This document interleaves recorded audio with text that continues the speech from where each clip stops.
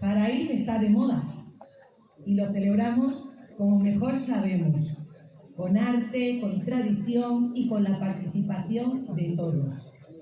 Todo esto es posible gracias al esfuerzo de muchas personas que han trabajado con cariño, ilusión y dedicación para ofreceros una programación que sin duda nos hará vibrar.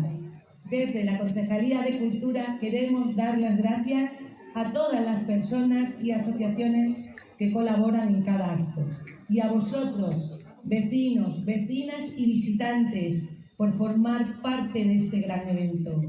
A continuación tendremos con nosotros a los bailadores de la Hermandad de San Antonio de Padua, una de las fiestas más tradicionales de nuestro municipio.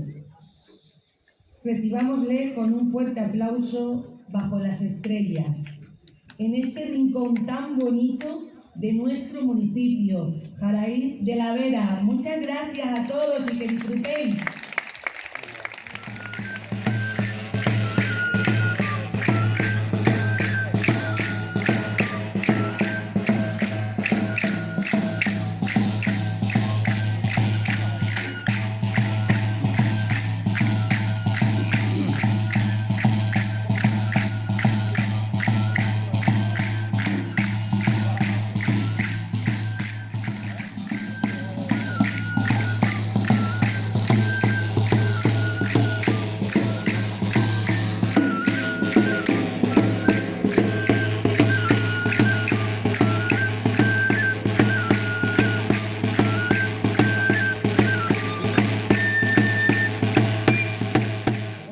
Una cosita.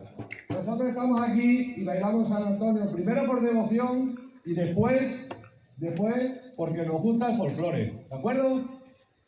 Os quiero decir que en un pueblecito de aquí de al lado que son como hermanos para nosotros, Collao, se ha hecho un grupo de danzantes también mixto y que van a debutar sin picadores, ya que estamos con los de toros. Van a debutar el domingo por la mañana en la procesión de San Cristóbal.